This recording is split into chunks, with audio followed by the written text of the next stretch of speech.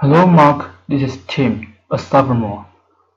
The student ID number is S04410006 from the Speaking and Listening class, Section B. I'm going to read the TED Talk. The title, Why Thinking You're Ugly is Bad for You, from Meaghan Ramsey. This is my niece, Stella. She's just turned 1 and started to walk. And she's walking in that really cool way that 1-year-olds do. A kind of teetering, my body's moving too fast for my legs kind of way. It is absolutely gorgeous. And one of her favorite things to do at that moment is to stare at herself in the mirror. She absolutely loves her reflection. She giggles and squeals, and gives herself these big, wet kisses. It is beautiful, apparently. All of her friends do this, and my mom tells me that I used to do this. And it got me thinking, when did I stop doing this? When is it suddenly not okay to love the way that we look? Because apparently we don't. 10,000 people every month Google, Am I ugly? This is Faye. Faye is 13 and she lives in Denver. And like any teenager, she just wants to be liked and to fit it. It's Sunday night. She's getting ready for the week ahead at school, and she's slightly dreading it.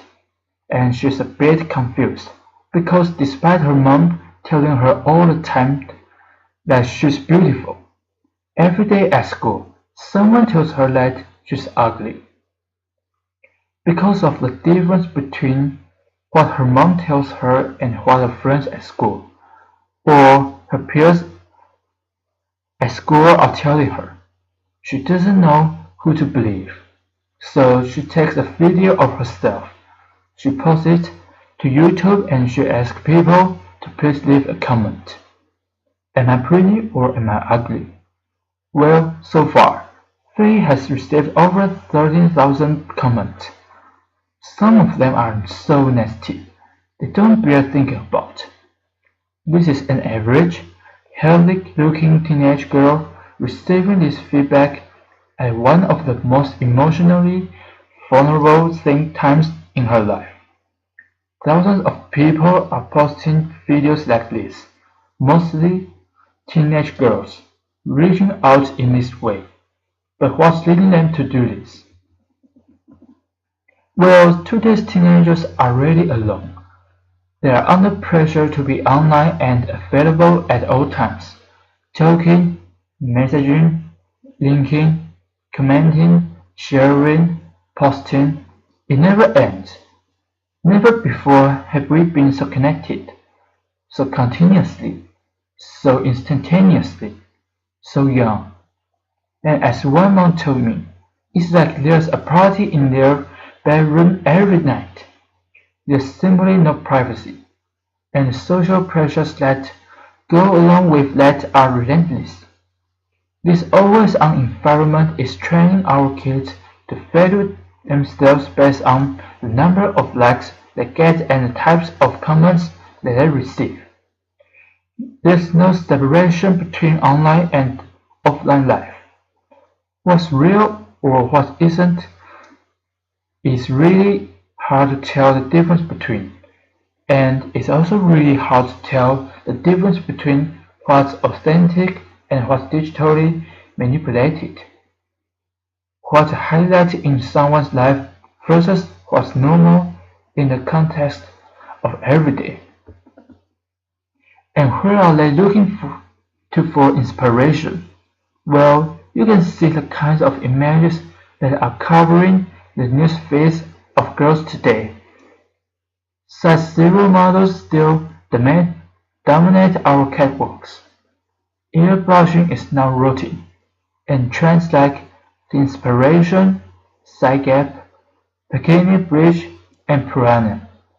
For those who don't know, piranha means anorexia, These trends are teamed with stereotyping and flagrant objectification of women in today's popular culture. It is not hard to see what girls are benchmarking themselves against, but boys are not immune to this either. Aspiring to the chillest jawlines and ripped six-packs of superhero-like sports stars and Playboy music artists. But what's the problem with all of this? Well, surely we want our kids to grow up as healthy, well-balanced individuals, but in an image-obsessed culture. We are training our kids to spend more time and mental effort on their appearance at the expense of all of the other aspects of their identities. So, things like their relationships, the development of their physical abilities, and their studies, and so on begin to suffer. 6 out of 10 girls are now choosing not to do something because they don't think they look good enough. These are not trivial activities. These are fundamental activities to their development as humans and as contributors to society and to the workforce. 31%, nearly 1 in 3 teenagers, are withdrawing from classroom debate. They are failing to engage in classroom debate because they don't want to draw attention to the way that they look. 1 in 5 are not showing up to class at all on days when they don't feel good about it. And when it comes to exams, if you don't think you look good enough, specifically, if you don't think you are thin enough, you will score a lower grade point average than your peers who are not connected with this. And this is consistent across Finland, the US, China, and it's true regardless of how much you actually weigh. So to be super clear, we are talking about the way you think you look, not how you actually look. Low body confidence is undermining academic achievement, but it's also damaging healthy. Teenagers with low body confidence do less physical activity, eat less fruits and vegetables, partake in more unhealthy weight control practice that can lead to eating disorders. They have lower self-esteem, they are more easily influenced by people around them, and they are at greater risk of depression. And we think it's for all of these reasons that they take more risks with things like alcohol and drug use, crash dieting, cosmetic surgery, unprotected earlier sex, and self-harm. The pursuit of a perfect body is putting pressure on our healthcare systems and costing our governments billions of dollars every year. And we don't grow out of it. Women who think they are overweight, again, regardless of whether they are or are not, have higher rates of abstinence. 17% of women will not show up to a job interview on a day when they weren't feeling confident about the way that they look. Have a think about what this is doing to our economy. If we could overcome this, what that opportunity looks like. Unlocking this potential is in the interest of every single one of us. But how do we do that? Well, talking, on its own, only gets you so far. It's not enough by itself. If you actually want to make a difference, you have to do something. And we've learned this are three key ways. The first is we have to educate for body confidence. We have to help our teenagers develop strategies to overcome image-related pressures and build their self-esteem. Now, the good news is that there are many programs out there available to do this. The bad news is that most of them don't work. I was shocked to learn that many programs are inadvertently actually making the situation worse. So we need to make damn sure that the programs that our kids are receiving are not only having a positive impact, but having a lasting impact as well. And the research shows that the best programs address 6 key areas. The first is the influence of family, friends, and relationships. The second is media and celebrity culture, and how to handle teasing and bullying. The way we compete and compare with one another based on looks, talking about appearance. Some people call this body talk or fat talk. And finally, the foundations of respecting and looking after yourself. These 6 things are crucial starting points for anyone serious about delivering body confidence education that works. And education is critical, but tackling this problem is going to require each and every one of us to stand up and be better role models for the women and girls in our own lives, challenging the status quo of how women are seen and talked about in our own circles. It is not okay that we judge the contribution of our politicians by their haircuts or the size of their breast, or to infer that the determination or success of an Olympian is down to her not being a looker. We need to start judging people by what they do, not what they look like.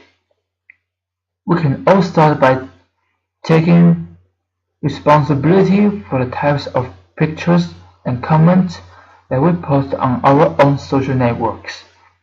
We can compliment people based on their effort and their actions and not on their appearance. And let me ask you, when was the last time that you kissed a mirror? Ultimately, we need to work together as communities, as governments, and as businesses to really challenge this culture of ours so that our kids grow up valuing their whole selves. Valuing individuality, diversity, inclusion. We need to put the people that are making a real difference on our pedestals,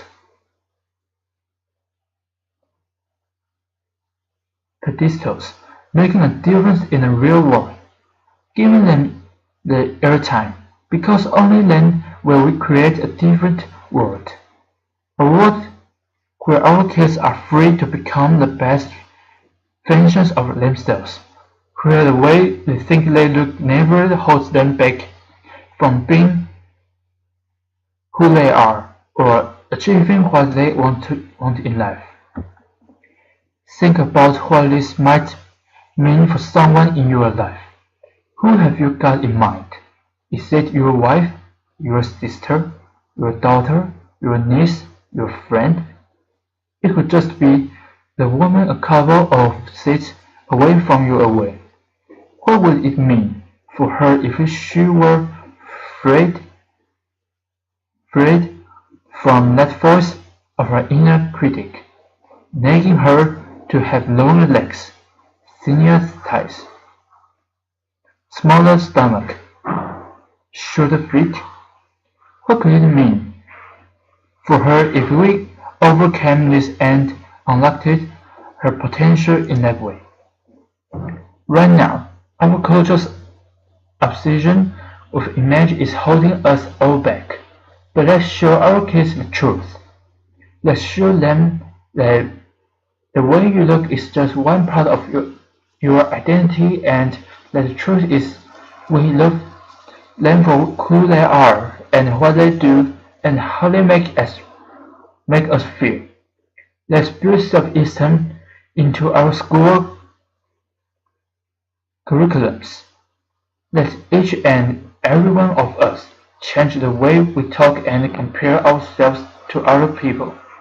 And let's work together as communities, from grassroots to government, so let the happy little 1-year-olds of today become the confident change makers of tomorrow.